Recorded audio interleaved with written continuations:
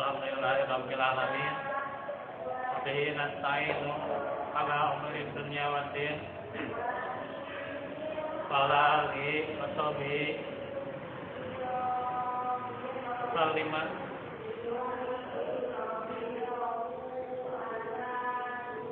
Sahbihi wa ikhwanihi amma ba'd. Alhamdulillah rahimakumullah. Alhamdulillah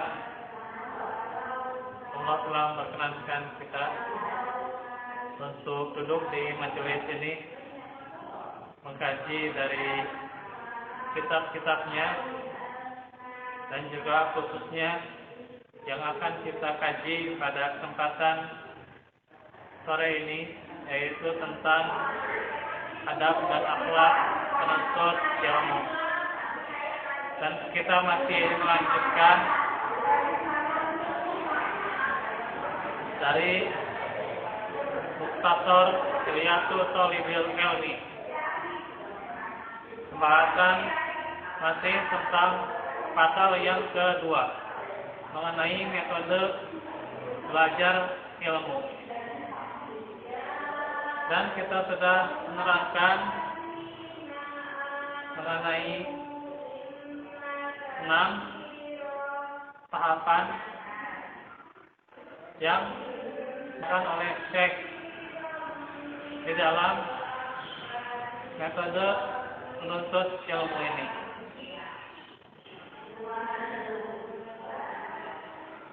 Yang harapannya tentunya dengan mengkaji yang ke-6 ini akan faedah yang bisa diambil, bisa diterapkan di amalan kita sehari-hari sebagai penuntut ilmu. Kita akan baca lanjutannya. Kemudian Syekh berkata, Syekh Bakar bin Abdullah Abu Zaid rahimahullah, dan ketahuilah sesungguhnya menyebutkan kitab-kitab ringkas sampai kitab-kitab besar yang menjadi dasar dalam menuntut ilmu dan mempelajarinya di hadapan Syekh. Jadi dalam paragraf ini Syekh menjelaskan supaya seorang penuntut ilmu punya rujukan, punya maroji dalam mempelajari ilmunya, dalam menulis, dalam menghafal. Kita harus punya rujukan, sehingga rujukan yang nantinya diambil tentu tidak asal-asalan.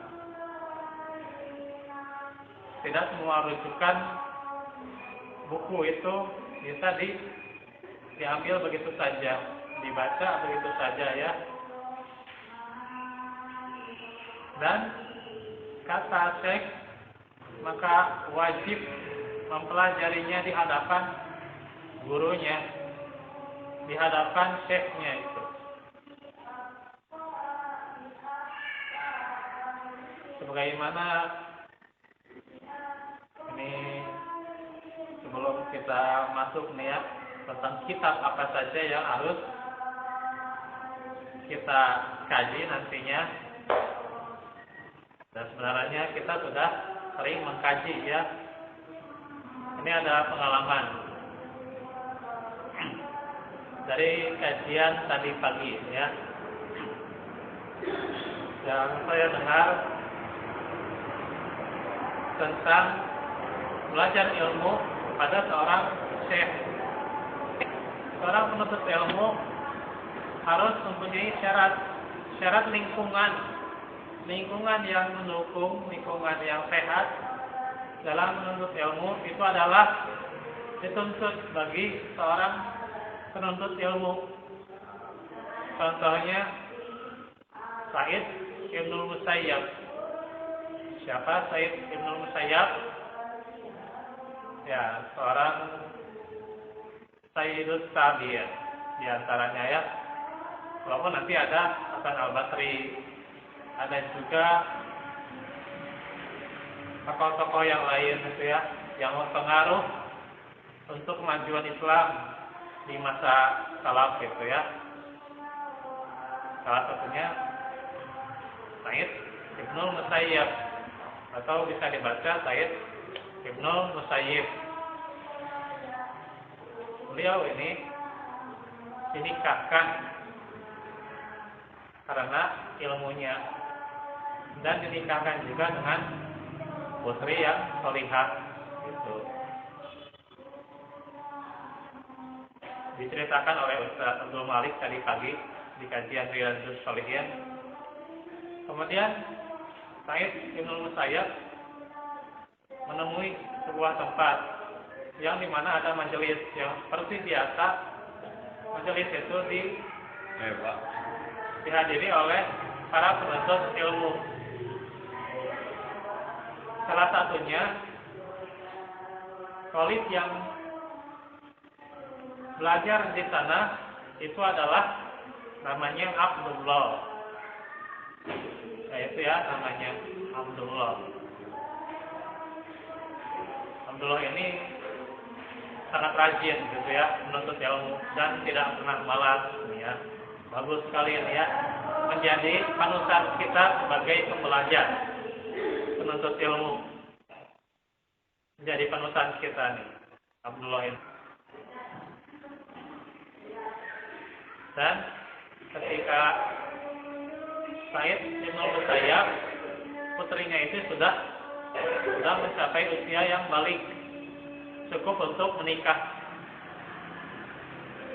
Suatu saat selalu dilamar oleh para raja. Para raja punya anak gitu ya. Wahai Sa'id, ini anak saya mau dinikahkan dengan putrimu yang berilmu. Kemudian sang raja terus menawarkan, dan ditawar dengan harga yang mahal. Maharnya mahal, jelaslah putra raja ya.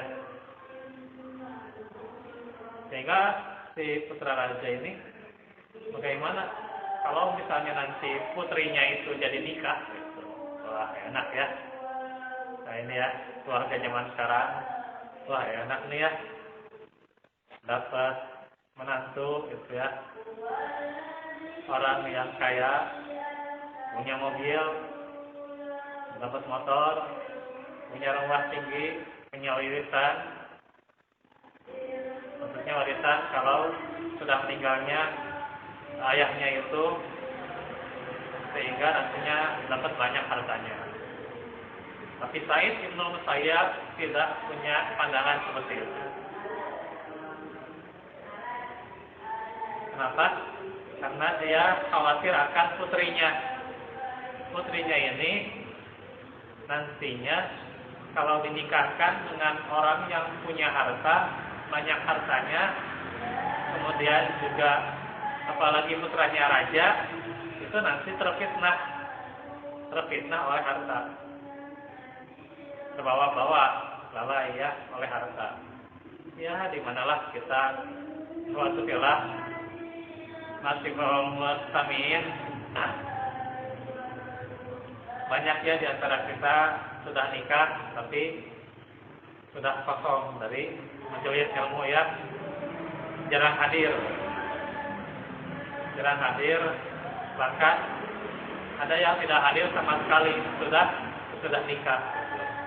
Nah ini tidak mau oleh Sa'id Ibnu Musayyab dialami oleh putrinya.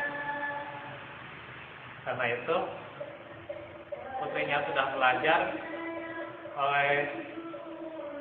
bersama Sa'id Ibnu Musayyab, makanya tidak mau dilalaikan, tidak mau disia-siakan hanya dengan pasangan yang kaya, pasangan yang punya takhta jabatan. Itu kan fitnahnya. Nah kayak gitu ya seorang ayah itu. akhirnya menolak. Raja ini ditolak. Gitu ya, berapa kali itu yang menolak tawaran raja, gitu ya. Luar biasa itu.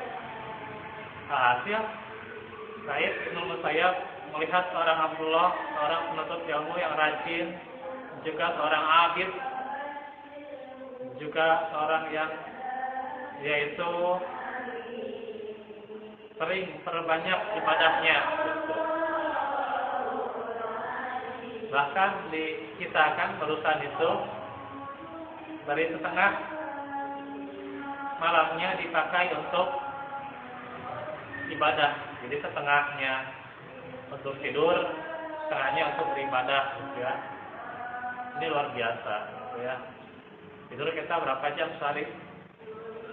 Ya, itu ya 8 jam. Ada yang 6 jam, 20 jam lah terlalu lama, gitu ya. Masih bisa kelewat tubuhnya. Hati-hati ya. Ya, salam. Jadi suatu kelas. Jadi beliau ini Abdullah ini sedikit tidur. Ini mulianya orang-orang terdahulu ya, sedikit tidur tapi banyak belajar, banyak beribadah. Terusnya ini menjadi contoh bagi seorang penuntut ilmu. Selagi dia dikasih kekuatan, dikasih kesempatan ya, apalagi bujang gitu ya. Seorang bujang itu kan biasanya itu luar biasa.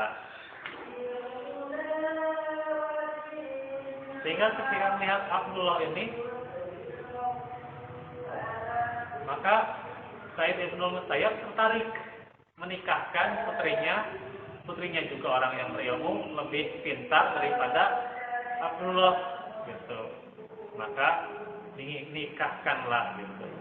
Dinikahkan putrinya dengan Abdullah, yang pada akhirnya si Abdullah ini punya saikoh, ya. Siapa saikohnya? Yaitu putrinya Said bin Musayyab, sehingga dia beberapa kali tidak hadir dalam majelis Said bin Musayyab. Ya udah, karena dia belajar ke putrinya, gitu. Nah ini kan artinya harus punya syarat-syarat. Syaratnya itu lingkungan. Kalau saja seorang penuntut ilmu punya lingkungan yang berat, gitu ya, untuk penuntut ilmu, lingkungan yang tidak soleh, susah, gitu ya.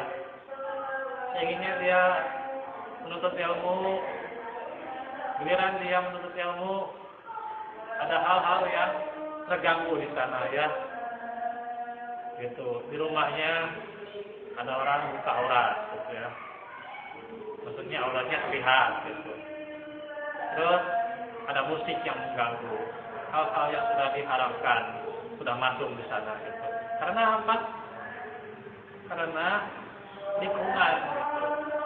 Karena itu kalau seorang penuntut ilmu tidak punya keluarga yang soleh, itu susah, berat, ya. Walaupun bagaimana nanti konsekuensi bagi mereka yang sudah terlanjur, ya. Ya terlanjur artinya tinggal memperbaiki. Tapi perbaiki secara bertahap, ya. Saat itu diperbaikinya itu pertama-tama dari dirinya sendiri. Dirinya dulunya penggemar musik, sekarang sudah buat saya nggak ada musik, gitu ya. Bagus itu, bagus hafal Quran, bagus menuntut ilmu, bagus itu, tingkatkan, ya.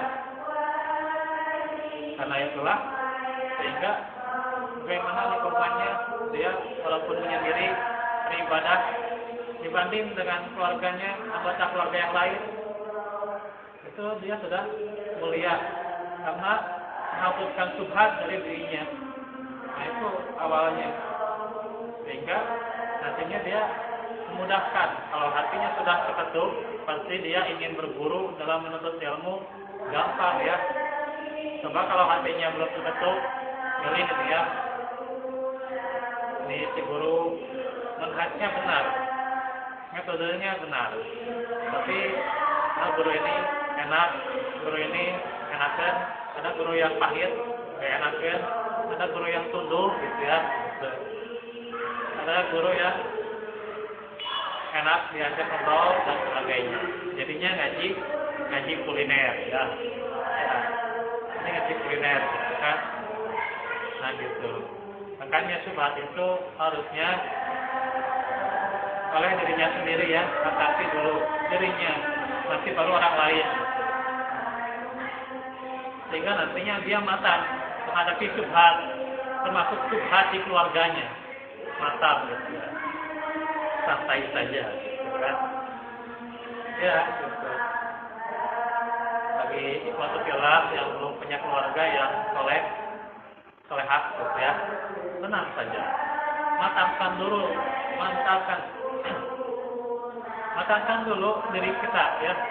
Diri kita dimatangkan, kemudian nantinya bisa menghadapi syubhat-syubhat gitu ya. Tentunya dengan cara yang baik ya. Tidak langsung gabres gitu ya. Tidak bisa ya. Nah gitu. Nah itu kita belajar. Makanya ini kita penting sekali ya. Belajar adab dan akhlak penuntut ilmu ini. Sekarang ada yang viral kan di medsos. Ini Ustaz mau gaul gitu ya. Tapi perkataannya nggak pantas gitu ya. Nggak pantas kepada Nabi, kepada para sahabat, apalagi kepada Allah gitu ya. Hati-hati ya. Karena sedikit saja orang sudah kepleset ngomongnya, itu sudah merupakan batal keislaman. Hati-hati ya. Gitu. Makanya nih kita belajar di sini bukan ingin menjadi populer gitu ya. Ingin menjadi populer, ingin jadi terkenal, ingin jadi viral. Susah gitu ya. Karena kaum salaf itu kan tidak pernah ingin menjadi viral gitu ya. Tidak pernah hidupnya ingin menjadi terkenal. Ya cukup dia belajar terus berbagi udah aja gitu. Nggak usah viral gitu ya. Berat gitu ya. Apalagi viral nanti ini mendukung masuk politik gitu ya. Susah gitu ya. Iya susah, berat gitu. Nah kan ya ini luar biasa ya. Suatu kelas bagi yang bertahan di jalan penuntut ilmu. Ini luar biasa. Karena Allah telah menguji mereka yang fokus dalam menuntut ilmu gitu kan. Ya rafa'il ladina amanu minkum waladina utul ilma darajat. Allah mengangkat derajat mereka dengan sebab keimanan mereka dan keilmuannya. Gitu. Kalau ilmunya campur, ya susah gitu. Dan saja, ya, yang tadinya dia rajin gitu ya, postingannya bagus, tiba-tiba karena tidak enak kepada salah satu sehingga melontarkan kata-kata yang nggak pantas, gitu kan? Atau ketika misalnya karena popularitas sehingga nantinya ingin dibagus-bagusin kata-katanya, apalagi nanti menjadi ustaz, ingin disebut ustaz gaul, ya. Hati-hati itu, ustaz tidak belajar bahasa Arab, hati-hati. Ada ya. Makanya ini standar-standar keilmuan harus benar-benar dibutuhkan, apalagi di zaman sekarang ini, zaman fitnah. Apa sih dijawabnya? Jadi jawabnya di sidangnya adalah dengan ilmu-ilmu yang dasar, ilmu tauhid, akidah, gitu ya, akhlak, perkara untuk menuntut ilmu, ini yang dasar-dasar ya, gitu nih ya. Tinggal nih kita sedikit lagi nih ya. Oh iya.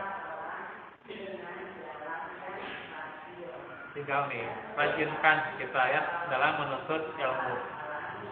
Kata Syekh biasanya berbeda satu daerah atau negara dengan negara yang lain kalau belajar. Menurut perbedaan mazhab, memang itu ada perhitungannya ya, perbedaan pendapat mazhab. Boleh tidak mempelajari mazhab? Boleh. Boleh. Kata siapa nggak boleh? Antum mempelajari ilmu pemahaman siapa? Pemahaman sendiri susah gitu ya. Susah. Ini giliran baca Quran, baca satu ayat dua ayat, bingung nih maksudnya. Udah aja pemahaman sendiri ya lah. Baca terjemah sebar, share langsung. Susah gitu. Ya gitu makanya. Nah itu mazhab itu boleh dipelajari kalau untuk belajar sebagai yaitu tahapan menuntut ilmu. Tapi kalau untuk fanatik ini baru yang tidak boleh ya. Fanatik kepada salah satu golongan mazhab tertentu ini yang tidak boleh. Tapi kalau mempelajari tahap fikihnya dia bagus taharah dulu, kemudian nantinya bab sholat, bab adzan dan iqamah itu bagus. Dan ini memang tahapan belajar seperti di Mesir, gitu ya. Terus juga nanti juga di Taus itu ada, di Al-Madinah itu ada metode-metodenya, sehingga wajar, gitu ya. Lulusan Mesir kadang memang masih berpedoman pada mazhab, yang nggak apa-apa. Yang penting bagaimana dia memahami ilmu itu bersama ulama. Jangan dia memahami ilmu itu cuma sendiri. Gitu. Karena itu para ulama ini di negara ini, maksudnya di Arab Saudi juga, melewati 3 tingkatan dalam belajar kepada para gurunya dalam kajian-kajiannya di masjid. Pertama dia mubtadi'in, pemula, kemudian mutawassit, pertengahan, kemudian mutamakin, pemantapan. Jadi kita mana sih? Mungkin mubtadi'in ya, mubtadi'in kita masih pemula lah, ya wajar salah-salah gitu lah. Gitu. Lalu mutawassit ya, berapa tahun ini? Dia salah al-muhajirin 4 tahun, kalau biasa ya. Cuma ya bisa bertahan, meningkat gitu ya. Walaupun masih mubtadi'in, harap nanti kita konsisten terus menerus ya dalam menuntut ilmu. Nantinya kita semoga menjadi mutamakin, orang yang mantap ya. Nah kita nih dalam paragraf yang terakhir nih ya, apa saja sih yang dipelajari? Di antaranya kitab salah satu usul Wadiulatuha, atau bisa juga dibaca Wadiulatuha karya Syekh Utsaimin. Tiga dasar pokok ya tauhid tuh, karya Syekh Muhammad bin Abdul Wahab, bicara oleh Syekh Muhammad bin Shalih Al-Utsaimin. Terus juga Qawaidul Arba', 4 kaidah tauhid. Kemudian Kasfu Syubhat, menyikat syubhat dalam kesyirikan. Kemudian baru kitab tauhid ya. Tapi kita kitab tauhid duluan ya, kalau apalah. Karena memang terbatas kitab-kitab di sini ya. Enggak masalah. Nah, selanjutnya dalam belajar tauhid juga belajar asma wa sifat. Di antaranya akidah wasitiyah, kemudian al-hamawiyah, tanuriyah, lalu tohawiyah. Saya sudah punya tohawiyah ya, tapi ringkasan ya. Bersama syarahnya juga. 3 menit lagi ya. Oh iya. Juga nanti bahasa Arab nih, jurumiyah dulu ya, jurumiyah nih. Ada juga nanti Mulihatul I'rab, karya Al-Hariri. Kemudian Fathul Nida, karya Ibnu Hisham. Juga Alfiyah Ibnu Malik. Baru nanti yang beratnya ini ya, Alfiyah nih. Bersama karya syarahnya yaitu dari Ibnu Aqil. Ilmu hadis Arba'in dulu, Arba'in Nawawiyah ya. Kemudian baru Umdatul Ahkam, karya Maqdisi. Jangan dulu Riyadhus Shalihin, panjang itu. Panjang beberapa hadis, apalagi caranya ya. Lebih disarankan Umdatul Ahkam. Kemudian baru Bulughul Maram. Walaupun ada fikihnya di sana ya. Juga karya Ibnu Hajar. Dan Al-Muntaqah karya Al-Majid Ibnu Taimiyah. Sedangkan dalam mustalah hadis Nukhbatul Fikr karya Ibnu Hajar. Kemudian Alfiyah Al-Iraqi. Fikih itu nanti ada adabul masih ila sholat, kemudian baru Zadul Mustaqna Qairiyya Al-Hajawi, kemudian Umdatul Fiqih Al-Riya Al-Muqni, kemudian nanti juga ada mempelajari khilaf dalam mazhab. Nah, ini luar biasa. Kita juga sudah pikirannya sudah berat-berat ya, mempelajari beda pendapat ini satu yang ini ya. Tapi mana yang cocok dengan dalil ya. Dan Al-Muqni, nah ini karya Ibnu Qudamah ya, mempelajari perbedaan yang lebih tingginya. Ushul Fiqih Al-Waraqat karya Juwaini, kemudian Raudatun Nadir karya Ibnu Qudamah.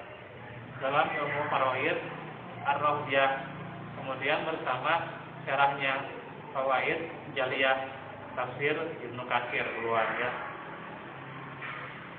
Atau nanti bisa yang lebih dahulu Hidayatul Insan, karena itu yang ringkas-ringkasnya. Juga Usul Tafsir Muqaddimah karya Ibnu Taimiyah, boleh juga yang Ibnu Taimin. Mukhtasar Sirah Nabawiyah karya Syekh Muhammad bin Abdul Wahab. Dan asalnya karya Ibnu Hisham, cuman diringkas lagi. Dan juga dalam Zadul Ma'ad juga ada sirah ya. Dan juga Lisanul Arab, bahasa Arab nih ya, mempelajari nantinya syair-syair mu'allaqat berat, atau Kaumus Al-Muhit karya Khairul Zabadi Rahmatullah alaihim jami'an.